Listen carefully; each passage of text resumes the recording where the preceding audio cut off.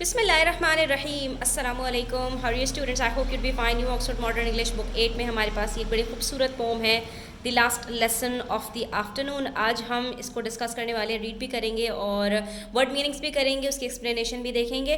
तो video and तक देखिएगा और वीडियो स्किप मत कीजिएगा, बहुत मज़ा आने वाला है। एक इंटरेस्टिंग पोम है डेविड हर्बर्ट लॉरेंस की, और ये पोम लिखी गई है 1912 में, जिस वक्त जो लंदन वगैरह के अंदर पढ़ाई का इतना ज़्यादा रुझान नहीं था और वहाँ के जो बच्चे थे वो भी वाइल्ड किस्म के थे। यानी कि ज़ाहिर है जहाँ पर पढ़ने लिखने का रुझान नहीं होता वहाँ पर जो इंसान की तबीयत होती है वो थोड़ी सी वहशियाना होती है, एनिमल्स की तरह से होती है।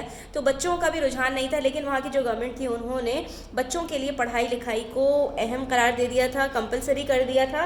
तो इस वजह से बच्चों को ज़बरदस्ती स्कूल्स में पढ़ाया जा रहा था, लेकिन उनका बिल्कुल भी एटीट्यूड नहीं था पढ़ने वाला, ना वो पढ़ाई के लिए सीरियस थे, जिसकी वजह से एक इस तरह का माहौल क्रिएट हो गया था कि जिसमें टीचर और बच्चे दोनों ही परेशान थे।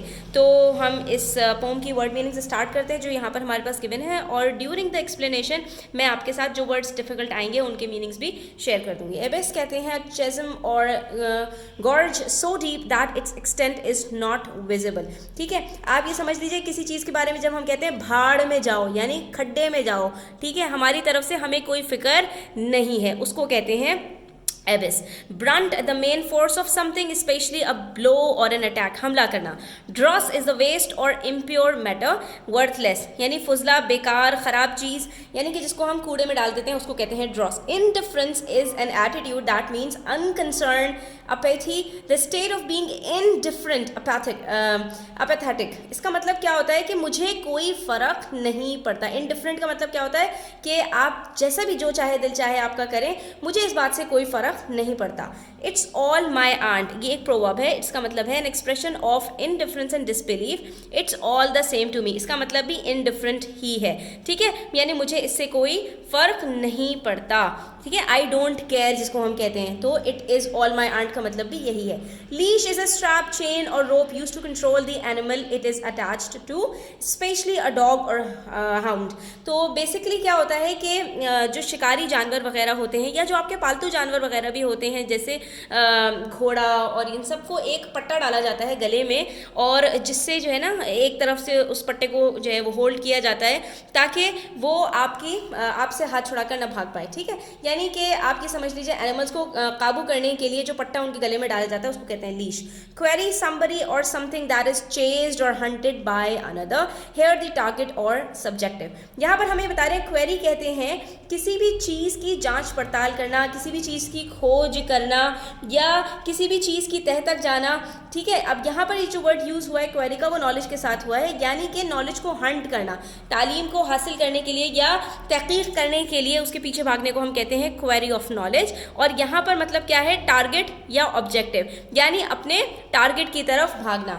स्लोवेनली कहते हैं untidy, mark bye negligence, slip out, इसका मतलब क्या है कि एक चीज़ बहुत ज़्यादा गंदी कर दी जाए, और इसका मतलब ज़्यादातर उसमें इस्तेमाल किया जाता है जैसे बच्चे कॉपी में लिखते हुए बहुत ही ज़्यादा गंदी राइटिंग करें और अपनी कॉपी को गंदा कर दें, तो उसको कहते हैं स्लोवेनली। 3 स्कोर, बेसिकली स्कोर कहते हैं 20 को, ठीक है। 3 स्कोर का मतलब 3 into 20 that is 60।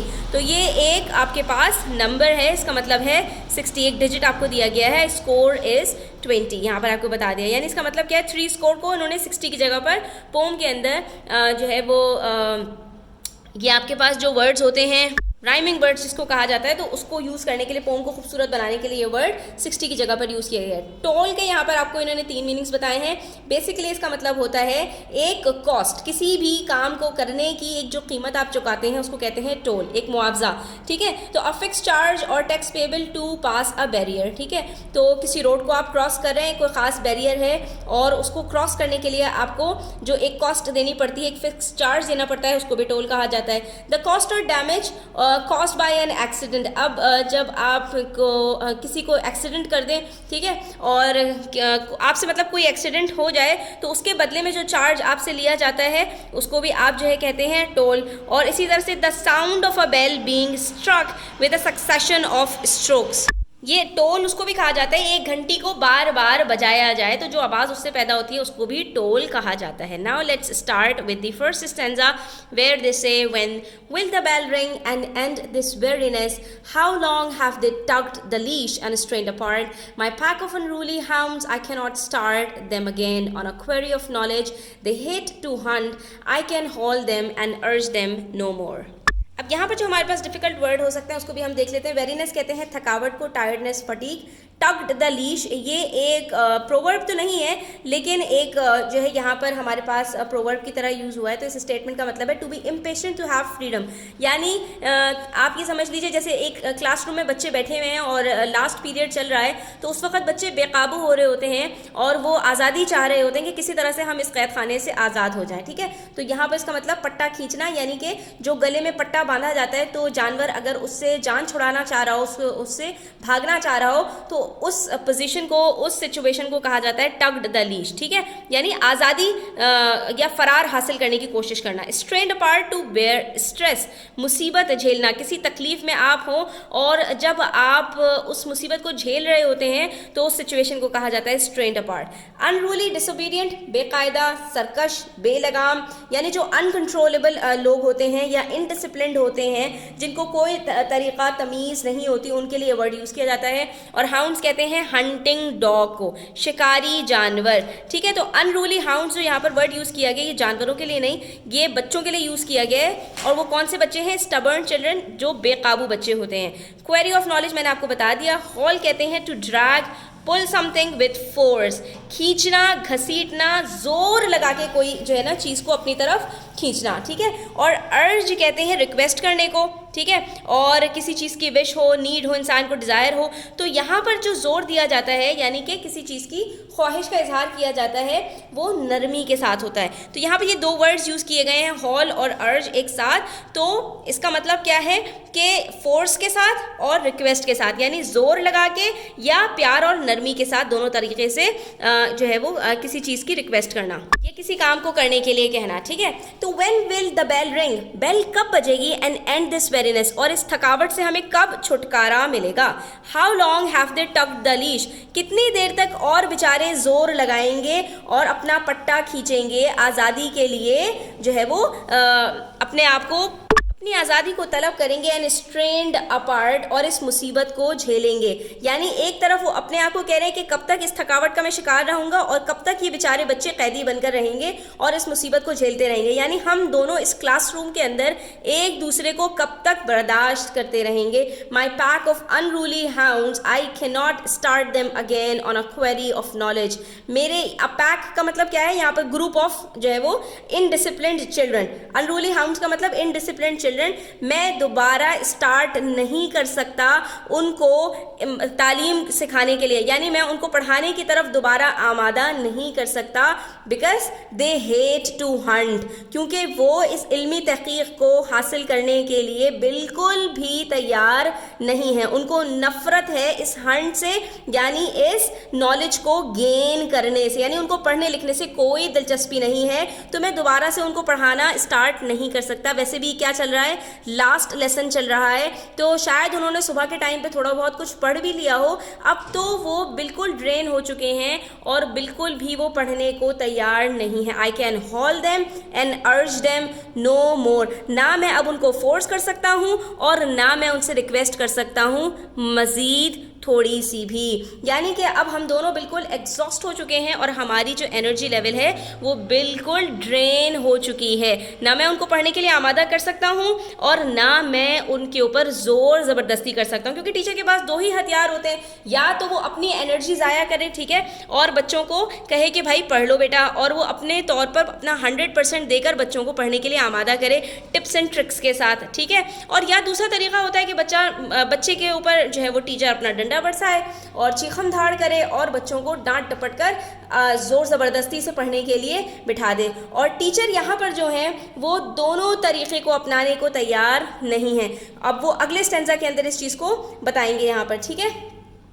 No longer now can I endure the brunt. अब मैं इस हमले को, ये जो अटैक मेरे ऊपर हो रहा है ना, वो जो हुल्लड़बाजी कर रहे हैं और शोर हंगामा कर रहे हैं, मैं इसको बर्दाश्त करने के मजीद मूड में नहीं हूँ। Of the books that lie out on the desk. और ये कौन सा हमला है? यानी कि उनकी किताबें जो पड़ी हुई हैं उनकी डेस्क के ऊपर, और वो उसकी बेहुरमती कर रहे हैं। अ फुल 3 स्कोर, जो कि क्या है, तकरीबन 60 हैं। ठीक है, अब ये सबकी डेस्क पर मिलाकर हो सकता है वो बता रहे हो कि सबकी डेस्क पर मिलाकर इतनी किताबें पड़ी हुई हैं। Of several insults of bloated pages, और उन्होंने उन किताबों के ऊपर मुतअद्दिद यानी बेशुमार जो है वो पेजेस के ऊपर सत्यानाशी की हुई है। एंड स्क्रॉल, और बहुत बुरी राइटिंग की हुई है। ऑफ स्लोवेनली वर्क, जो कि बहुत ही बेहंगम तरीके का काम है। That they have offered me, और मेरे पास, अच्छा यहाँ पर जो इन्होंने कहा ना कि अ फुल 3 स्कोर, तो उनकी अपनी टेबल पर भी हो सकता है कि उन्होंने बच्चों से किताबें जमा करवाई हों, यानी कॉपीज़ नोटबुक्स वगैरह लिए हों, तो उसके अंदर जो बच्चों ने काम करके उनको दिया है वो बहुत ही गंदी राइटिंग के साथ दिया है, यानी किताबों की तौहीन की है। ठीक है, तो no longer can I endure the brunt, अब मैं इस हमले को मजीद बर्दाश्त नहीं कर सकता। किसका? Of the books that lie out on the desk. ठीक है, जो उनकी डेस्क पर पड़ी हुई हैं। ठीक है, यहाँ पर उन्होंने ऑन द डेस्क का वर्ड यूज़ किया है, तो ये बच्चों के डेस्क के ऊपर जो पड़ी हुई हैं किताबें। ठीक है, अ फुल 3 स्कोर, और ये हैं कितनी? 60 किताबें हैं। और of several insults of bloated pages, और इन सब के अंदर उन्होंने इंसल्ट की हुई है पेजेस की, क्योंकि पेजेस को उन्होंने इंक से गंदा किया हुआ है। एंड स्क्रॉल, और बहुत ही बुरी राइटिंग है। ऑफ स्लोवनली वर्क, बहुत ही गंदा काम है। That they have offered me, यानी कि अब मेरे पास जब चेकिंग के लिए काम आएगा तो जो काम उन्होंने मुझे ऑफर किया है, चेकिंग के लिए दिया है, वो बहुत ही ज़्यादा तकलीफ देह है, जिस किस्म का उन्होंने काम इसमें किया हुआ है। आई एम सिक, मैं इसको देख के बीमार हो रहा हूँ। आई एम सिक जो है एक प्रोवर्ब होता है, इसका मतलब होता है मेरी तबीयत ख़राब हो रही है, मुझे इसको देख के कुछ हो रहा है। And what an earth is the good of it all, और मतलब ये भी एक प्रोवर्ब है जिसका मतलब होता है what on earth is the good of it all, और इसका जो है वो क्या फ़ायदा है, व्हाट गुड टू देम और मी, इसका क्या फ़ायदा है उनको या क्या फ़ायदा है मुझे। आई कैन नॉट सी, यानी मैं इसको फोरसी नहीं कर सकता, मैं इसको नहीं पहचान सकता कि इसका कोई फ़ायदा उनको होने वाला है या इसका कोई फ़ायदा मुझे होने वाला है। जिस तरह का काम वो कर रहे हैं, जिस तरह की पढ़ाई वो कर रहे हैं, जिस तरह से वो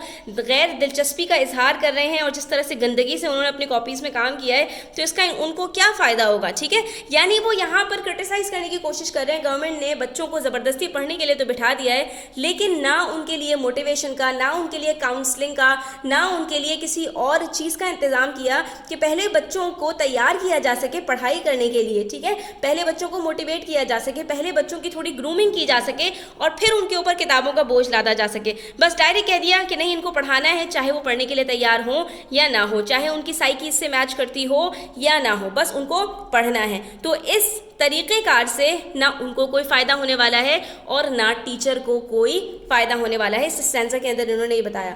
अब उसके बाद वो कह रहे हैं कि भाई 2 तरीक़े होते हैं ना टीचर के पास, जैसे कि हमने फर्स्ट स्टैंजा के अंदर बात की थी कि या तो वो ज़ोर ज़बरदस्ती करता है, फोर्स करता है, और या फिर वो रिक्वेस्ट करता है बच्चों से, प्यार मोहब्बत से पढ़ाने की कोशिश करता है। उस्ताद यहाँ पर दोनों तरीक़ों पर आमादा नहीं है। अब यहाँ पर क्या कह रहे हैं, सो शैल आई टेक, अब ये क्वेश्चन कर रहे हैं। ठीक है, अब आपसे क्वेश्चन करेंगे, सारी चीज़ें उन्होंने बता दी, सारी सिचुएशन क्लियर कर दी। उसके बाद कह रहे हैं तो क्या मुझे चाहिए, my last dear fuel of life to heap on my soul. ठीक है, तो क्या मुझे ऐसा करना चाहिए कि मेरी जो बची कुची एनर्जी है, फ्यूल ऑफ लाइफ का मतलब क्या है, मेरी जो बाकी बची हुई एनर्जी है, to heap on my soul, क्या मैं उसका अपनी ज़ात के ऊपर बोझ डाल दूँ। ठीक है, यानी कि मैं जो अपनी एनर्जी है उसको भी खर्च करूँ। And kindle my will to a flame, और किंडल माई विल का मतलब क्या है, और मेरी जो ख्वाहिश है, मेरा जो डिज़ायर है, जो बाकी बचा हुआ है, मैं उसके अंदर जो चिंगारी है, किंडल का मतलब उसके अंदर जो चिंगारी है, यानी आप ये समझ लीजिए कि जैसे जब कोयला होता है आखिर में जल जल के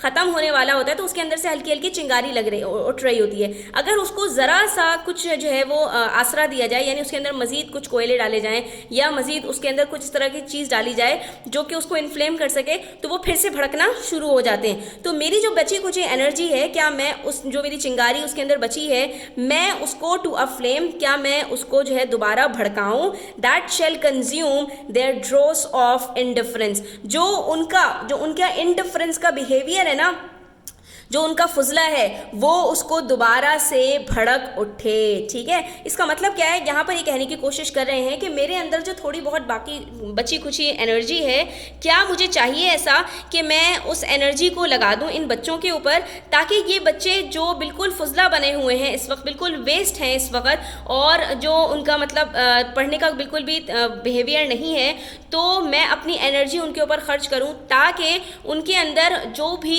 मतलब ज़रा सा भी पोटेंशियल है वो बाहर निकल कर आए और वो पढ़ने के लिए तैयार हो जाएं। And take the toll of their insults in punishment, और मैं उनसे जो है वो इसके बदले में क्या लूँ, जो उन्होंने इंसल्ट की है यानी जो उनका बिहेवियर है बदतमीज़ी वाला, उसके बदले में मैं उनसे जो कॉस्ट लूँ, जो उनसे चार्ज करूँ, टोल का मतलब यहाँ पर मैं उनसे चार्ज करूँ किस तरह से, पनिशमेंट देकर, यानी उनके बिहेवियर के बदले में क्या मैं उनको पनिश करूँ, मैं अपनी एनर्जी बर्बाद करूँ उनके पीछे और उनके बिहेवियर को चेंज करने के लिए क्या मैं उनको पनिश करूँ, आई विल नॉट, और फिर खुद ही आंसर देते हैं कि मैं ऐसा हरगिज़ नहीं करूँगा। ठीक है, पहली बात उन्होंने ये कर दी है, क्या मुझे ऐसा करना चाहिए, और फिर वो ये कह रहे हैं I will not waste my soul, मैं अपने आप को मज़ीद ज़ाया नहीं करूँगा, यानी मैं मज़ीद अपनी एनर्जी नहीं लगाऊँगा, and my strength for this, और अपनी जो स्ट्रेंथ बची हुई है मैं अपनी स्ट्रेंथ को भी इनके पीछे ख़राब नहीं करूँगा, उसको मैं ज़ाया नहीं करूँगा, यानी मेरी बची खुची जो एनर्जी है मैं उसको प्रिजर्व करना चाहता हूँ।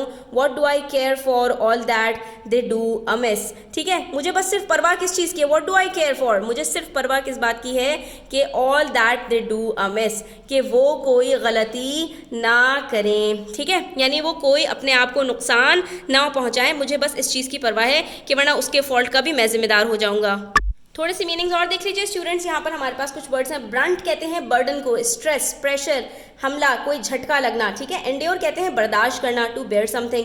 ब्लोटेड कहते हैं dirty, mark spots with ink, धब्बा लग जाना, इंक की वजह से जो जब आप लोग काम करते हैं तो आप लोगों के हाथों पे जो इंक लगती है उसके धब्बे लग जाते हैं, और जो काम में लिखाई में गंदगी हो जाती है उसको कहते हैं ब्लोटेड। और स्क्रोल कहते हैं राइट केयरलेसली, और ख़राब लिखाई को कहते हैं scroll. Fuel of life, energy. Heap कहते हैं मास ऑफ थिंग्स जम्बल्ड, किसी चीज़ का ढेर लगा देना। ठीक है, जम्बल टुगेदर। किंडल कहते हैं टू एक्साइट, टू एक्शन, या टू प्रोवोक और इन्फ्लेम, उभारना, जलाना, आग लगाना, इन सारे मीनिंग्स में ये वर्ड यूज होता है। विल कहते हैं एम, डिसीजन, लाइकिंग, किसी चीज़ में मेरी मर्जी। ठीक है, मेरी ख्वाहिश। ड्रोज कहते हैं वर्थलेस, रबिश, मैल, फुजला, गंदगी, कचरा, कूड़ा, कबाड़, इसके लिए ये वर्ड यूज़ किया जाता है। टोल मैंने आपको बता दिया, कॉस्ट को कहा जाता है। ठीक है, जिसको हम चुंगी भी कहते हैं उर्दू में, कि किसी रोड को क्रॉस करने के लिए हम, और यहाँ पर ये जो टोल है इसका मतलब क्या है, उनसे चार्ज लेना, उनसे इसके जो है वो जैसे आप लोग अगर किसी के स्कूल में होता है कि आपने इंग्लिश में ही बात करनी है, नहीं तो आपको जो है वो चार्ज देना पड़ेगा। ठीक है, तो उसको हम कह सकते हैं टोल। और अमिस का मतलब होता है to make mistake, fault, wrong, गलती, बेतुका कोई काम जिससे जो है किसी को नुकसान हो सके।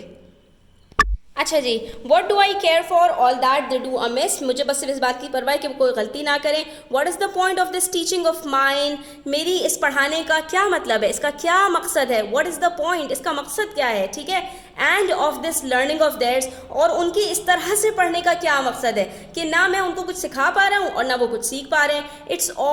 It all goes down the same एबिस, ये तो बस क्या हो रहा है, रिकॉर्डेड, ये रिकॉर्ड किया जा रहा है और ये तो सब तारीख का हिस्सा बन रहा है।